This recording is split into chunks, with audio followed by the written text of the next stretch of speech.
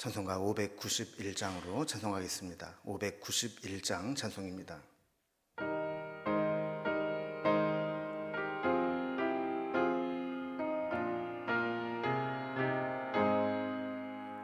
저 밭에 농부나가 씨 뿌려놓은 후 주 크신 능력 내려 잘 길러주셨네. 또 사시사철 따라 햇빛과 단비를 저 밭에 내려주니 그 사랑 한없네. 온갖 귀한 선물 주님이 주신 것, 그 풍성하시는 해를 다 감사드리세. 저 산과 들을 보라 참 아름답구나. 길가에 고운 꽃도 주님의 솜씨라. 저 공중 나는 새도 다 먹여주시니 그 사랑하는 자녀 돌보지 않으랴. 온갖 귀한 선물 주님이 주신 것, 그 풍성하시는 해를 다 감사드리세. 씨 뿌려 거둔 곡식 주님의 은혜라. 우리의 몸과 마음 새 힘이 넘치네. 주 은혜 받은 우리 참 감사하면서 이 예물들이 오니 다 받아주소서. 온갖 귀한 선물 주님이 주신 것, 그 풍성하신 은혜를 다 감사드리세. 아멘. 아멘. 오늘 함께 나눌 하나님 말씀은 구약성경 신명기 26장 1절에서 19절까지 말씀입니다. 신명기 26장 1절에서 19절까지 301면에 있습니다.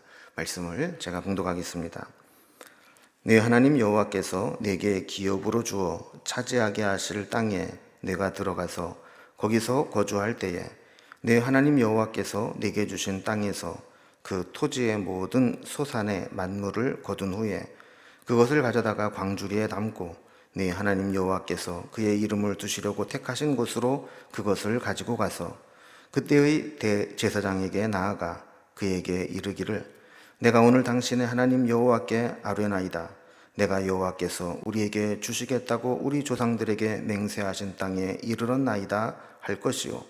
제사장은 내 손에서 그 광주리를 받아서 내 하나님 여호와의 제단 앞에 놓을 것이며 너는 또 내 하나님 여호와 앞에 아뢰기를 내 조상은 방랑하는 아람 사람으로서 애굽에 내려가 거기에서 소수로 거류하였더니 거기서 크고 강하고 번성한 민족이 되었는데 애굽 사람이 우리를 학대하며 우리를 괴롭히며 우리에게 중노동을 시키므로 우리가 우리 조상의 하나님 여호와께 부르짖었더니 여호와께서 우리의 음성을 들으시고 우리의 고통과 신고와 압제를 보시고 여호와께서 강한 손과 편팔과 큰 위엄과 이적과 기사로 우리를 애굽에서 인도하여 내시고 이곳으로 인도하사 이 땅 곧 젖과 꿀이 흐르는 땅을 주셨나이다.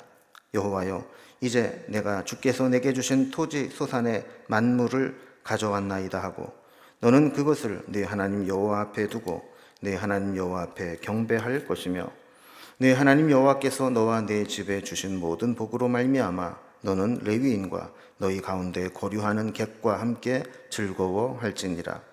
셋째 해 곧 11조를 드리는 해에 내 모든 소산의 11조 내기를 마친 후에 그것을 레위인과 객과 고아와 과부에게 주어 내 성읍 안에서 먹고 배부르게 하라.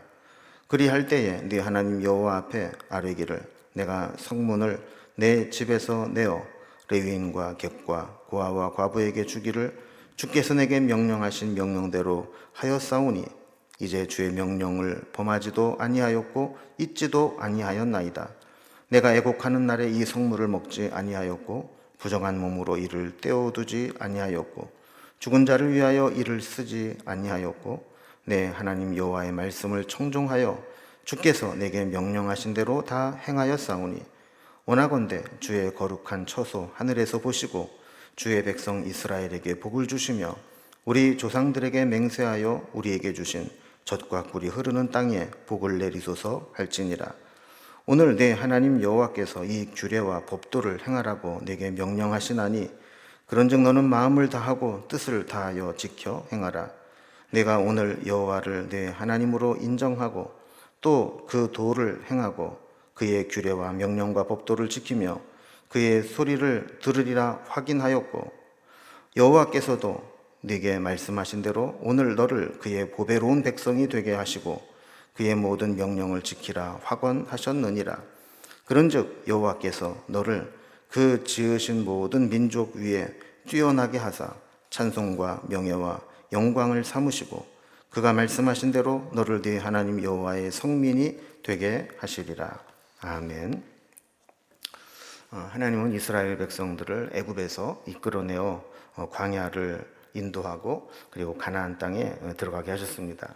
신명기 말씀이 전해질 때에는 이제 거의 약속하신 가나안 땅 앞에서 요단강만 건너면 가나안 땅에 들어갈 그럴 위치에 오게 된 것이죠. 가나안 땅에서의 삶은 그들이 지금까지 살아왔던 이 광야에서의 삶과는 완전히 다른 삶입니다. 가장 큰 차이가 광야에서는 하나님께서 날마다 하늘에서 내려주시는 만나와 또 메추라기를 먹고 살면 되었지만 가나안 땅에 들어가서 그 땅의 소산을 먹는 날부터 만나는 그치게 되고 농사를 지어 살아야 했습니다. 오늘 본문은 이렇게 이스라엘 백성들이 가나안 땅에 들어가게 되면 변화된 상황에서 농사를 짓고 살아가게 될 때 하나님 앞에 또 어떻게 해야 될지 그리고 그 은혜를 어떻게 이웃들과 나눠야 될지 하는 부분들을 말씀하고 있는 내용입니다. 잊지 말아야 될 것은 하나님의 은혜입니다. 그래서 하나님께서 우리를 이렇게 인도하셨습니다. 우리 하나님의 약속대로 이곳에 오게 되었습니다. 이런 은혜의 고백을 표시하게 했고 이 고백과 더불어서 첫 열매는 하나님께 드리도록 했습니다. 그리고 매 3년마다 드리는 11조는 중앙 성소로 가져가는 것이 아니라 이 성읍에서 가난한 이들과 나누어 사용해서 그 성읍 안에 배를 굶거나 굶는 사람이 없도록 그렇게 배려하신 것을 보게 됩니다. 그리고 가장 중요한 것은 이 주신 율법에 순종하는 삶을 살아가는 것입니다. 그래서 하나님께서 이 주신 은혜와 특권을 누리기 위해서는 이렇게 하나님께서 주신 명령의 말씀대로 순종하는 의무를 다 해야 된다라는 것을 또 강조하고 있죠. 이렇게 오늘 이런 내용으로 본문의 내용을 단락별로 좀 구분을 좀 해보면 먼저 1절에서 11절까지는 가나안 땅에 들어가서 농사를 짓게 되면 이 토지, 이 소산의 만물은 하나님께 드려라. 하나님께 감사하고 은혜를 기억하라 하는 겁니다. 12절에서 15절까지는 세 번째 해에 드리는 11조는 중앙 성소로 가져가지 않고 성읍 안에서 가난한 이들에게 나누어 주어서 성 안에 사는 사람들 중에 굶주린 자들이 없게 하라 하는 겁니다. 세 번째는 16절에서 19절까지 율법에 순종하는 자에게 하나님께서 언약을 맺으시고 그들의 하나님이 되어주시고 그들을 복주시겠다는 언약이 체결되는 내용입니다.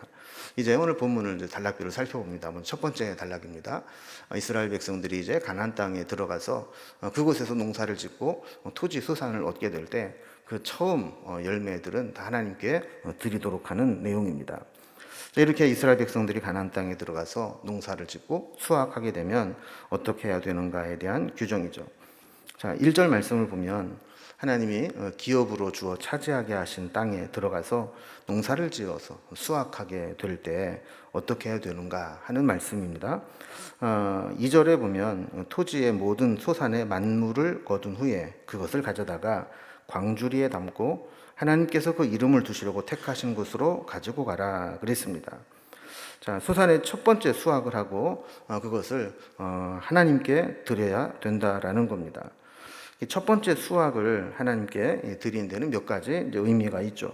이 만물, 이 처음 것은 누구에게나 다 소중한 것인데 이런 소중하고 의미 있는 것은 하나님께 드린다라는 신앙 고백입니다. 그리고 격식을 갖추어서 광주리에 담아드려라 그랬습니다. 그냥 드려서는 안 되고 광주리에 담아서 하나님의 격식을 갖추어라 하는 거죠. 그리고 세 번째는 하나님의 이름을 두시려고 택하신 곳, 성소를 이야기하는 겁니다. 예루살렘에 있는 중앙 성소까지 가서 번거롭고 멀지만 그럼에도 불구하고 하나님이 명하신 그곳에 가서 드리라 하는 겁니다. 자, 3절에 보면 이 소산의 만물을 하나님께 드리면서 동시에 해야 할 일이 있습니다. 그게 뭐냐면 제사장에게 그것을 건네면서 하나님 앞에 이렇게 아뢰어 주십시오라고 고백을 하게 되는 겁니다. 그 고백이 뭐냐면 여호와께서 우리에게 주시겠다고 조상들에게 맹세하신 땅에 우리가 드디어 그 약속대로 이르렀나이다, 들어가게 되었나이다, 이 하나님의 은혜입니다 라고 여기에 오게 하신 하나님께 감사의 고백을 하게 한 겁니다. 자, 그러면 제사장은 이 4절 말씀과 같이 이 광주리를 받아서 하나님 앞에, 제단 앞에 갖다가 올려놓습니다. 그리고 5절에 보면 또 한 번 신앙 고백을 하게 했습니다. 그래서 내 조상은 방랑하는 아람 사람으로서 애굽에 내려가 거기에 소수로 거류하였더니 거기서 크고 강하고 번성한 민족이 되었다라는 고백입니다. 그런데 이 애굽에서의 삶이 항상 행복하고 좋은 일만 있었던 것은 아니죠. 6절에 보면 애굽에서 그들은 학대를 당하고 괴롭힘을 당하고 중노동에 시달리게 되었다라는 것을 기억합니다. 그리고 여기에 보면 학대하고 괴롭히고 중노동을 시킴으로라고 하는 것은 이 오늘날도 우리가 이 세상을 살아가는데 참 쉽지 않습니다. 여러 가지로 힘든 일들, 우리를 무겁게 하는 짐들이 있는데 우리 과거의 고난을 상기하지 않으면 지금 우리가 누리고 있는 것이 얼마나 큰 은혜인가를 기억하지 못할 때가 있습니다. 그래서 하나님은 이렇게 첫 열매를 거두고 참 행복하고 넉넉한 마음을 가지고 살아가고 있지만 그 이전에 애굽에서 얼마나 고통스러운 삶을 살았는지를 고백하게 하면서 지금 이 은혜가 얼마나 큰 것인가를 이렇게 비교해서 알도록 한 것입니다. 자, 7절에 보면 고통 중에 그들이 하나님께 부르짖었는데 하나님께서 그 음성을 들으시고 우리의 고통과 신고와 압제를 보셨다. 얼마나 이 고통스러운 시간들 보낸지를 다 지켜보고 계셨다라는 겁니다. 그래서 8절 말씀과 같이 하나님이 애굽에서 강한 손과 편팔과 큰 위엄과 이적과 기사로 우리를 애굽에서 인도해 내셨다. 출애굽 해방시켜 주셨다라는 거죠. 자, 그리고 이어지는 9절 말씀을 보면 그들이 광야를 지나는 동안 하나님 인도해 주셨고 이제 젖과 꿀이 흐르는 땅, 약속의 땅, 가나안 땅을 주셨다라고 고백하게 하는 겁니다. 그래서 10절과 같이 이 예물을 하나님 앞에 두고 하나님 앞에서 이렇게 가져왔습니다라고 고백하고 경배하도록 했던 것이죠. 이 예물을 담은 이 광주리를 제단에 바치고 하나님의 약속의 성취로 애굽에서 구원해 주시고 광야를 인도하시고 젖과 꿀이 흐르는 가나안 땅에 들어오게 하시고 농사짓게 하셔서 첫 열매를 이렇게 드립니다라고 고백하고 마지막에 하나님께 엎드려 절함으로 이 모든 예배와 예물 봉헌식을 마치도록 했습니다. 자, 그리고 11절에 보면 네 하나님 여호와께서 너와 네 집에 주신 모든 복으로 말미암아 너는 레위인과 객과 함께 즐거워하라 그랬습니다. 하나님의 은총은 모든 사람과 함께 기뻐하고 나누어야 되는 것이죠. 땅을 기업으로 받지 못한 레위인들, 그 주의 종들을 잘 살피고 그들에게도 그 은혜와 복을 함께 나눌 수 있도록 이렇게 베풀어야 되고 또 객과 같은 그런 소산이 없는 그런 자들에게도 함께 즐거워할 수 있도록 나누어야 된다라는 겁니다. 자, 이렇게 하나님의 은혜에 대해서 하나님께 감사하는 모습을 가졌다면 이제 그 은혜는 이웃들을 향해서 흘러나가기를 원하십니다. 그래서 두 번째 단락을 보면 세 번째 해의 11조는 가난한 이들에게 나누어 주라 하는 규정을 만들어 주십니다. 율법을 온전히 지키는 것은 하나님 앞에 예물을 드리는 것으로 끝나지 않습니다. 그 책임은 주변의 가난한 사람들을 보살피는 것으로 율법은 온전히 지켜지게 되는 겁니다. 그래서 이스라엘 백성들은 이 3년마다 이 드리는 11조는 성물로 구별해서 이 사회적 경제적 약자인 레위인, 객, 고아, 과부들에게 나누어 주도록 했습니다.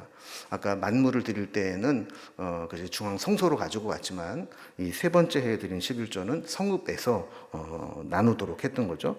12절 말씀을 보면 이 셋째 해 드리는 11조를 바치면 그것을 레위인, 객, 고아, 과부에게 주어 성읍 안에 사는 이들 중에 먹을 것이 없어서 배를 굽는 이가 없이 다 배부르게 하도록 했습니다. 그리고 13절에 보면 이 예물을 바치면서 이렇게 레위인과 객과 고아와 과부에게 나누어주면서 하나님의 명령대로 이 11조를 하나님이 주신 용도대로 잘 잊지 않고 드리게 됩니다라고 고백하게 한 거죠.